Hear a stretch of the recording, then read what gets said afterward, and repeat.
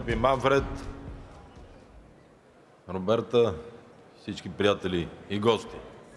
Позволете ми първо да се поздравиме за това, че преди една година, водени от Манфред Вебер и с нашите кандидати, Урсула фон дер Лайен и след това съвета Роберто Мацола, ние постигнахме убедителен резултат и сега бъдещето на Европа зависи от избора и от политиката на Европейската народна партия.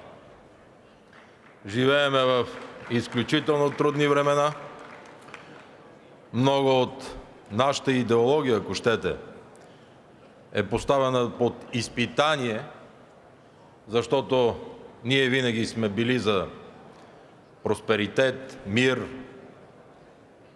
огромни социални придобивки за хората и изведнъж в Украйна война, в Израел и Палестина война, Индия и Пакистан може би и воюват. Затова ние трябва да се покажем като изключително силни и мобилизирани, защото представляваме 450 милиона и имаме огромни възможности в иновациите, изкуствения интелект, икономиката, индустрията. Много внимателно слушах колегите от Украйна, които говореха. Да, мир, но мира се постига със сила. Адекватна или по-голяма.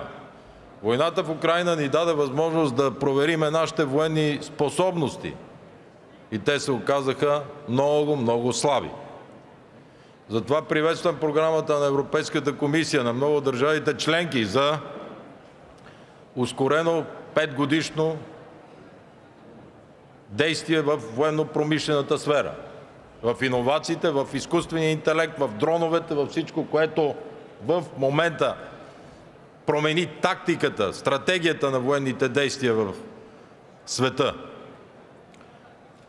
Що се касае до енергийната диверсификация, до новите ни ядрени мощности, също трябва да бъдем много внимателни, защото скъпите ресурси при новите мита, които се говори в Америка за европейската икономика, ще бъде също много трудно.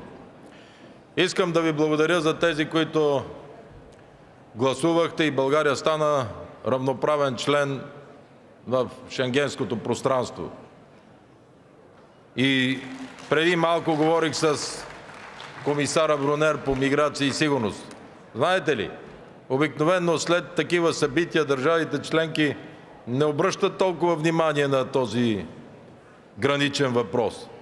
България, след приемането на Шенген, Манфред, се справя още по-успешно и гарантира нулевата миграция, нелегална в Европа.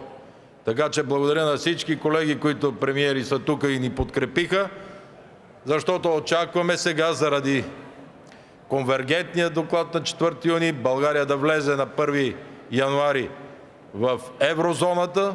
Сега сме в Европейския банков съюз и в чакалнята и всички условия, както за Шенген, сме изпълнили. И не случайно дадох пример за Шенген, защото няма да ви бъдем тежест и в еврозоната, така както и сега в Шенген. Уважаеми колеги, силна партия сме. Не трябва да се сърдиме на крайно десните и популистските партии, а трябва да обърнем внимание какво искат хората в Европа. Те искат сигурност, искат мир, искат просперитет. Някои от нещата през последните 10 години ние отстъпихме дори от християнските ценности. Помня, когато в Брюксел коледната елха имаше проблем да бъде палена. А ние сме християн-демократически, християн-социални, християнски партии. Да, имаме мюсюлмани в тях, но темела е християнството. И аз считам, че това отношение в нелегалната миграция, това, което се допусна, хаоса, трябва да си стъпиме на краката, да си вкараме иновациите в индустрията и икономиката и отново да станем водещи в света. времето е такова, че пожелавам успех. Аз съм гласувал за Манфред Вебер, защото той ни доведе и до тези успехи на последните избори. Благодаря ви.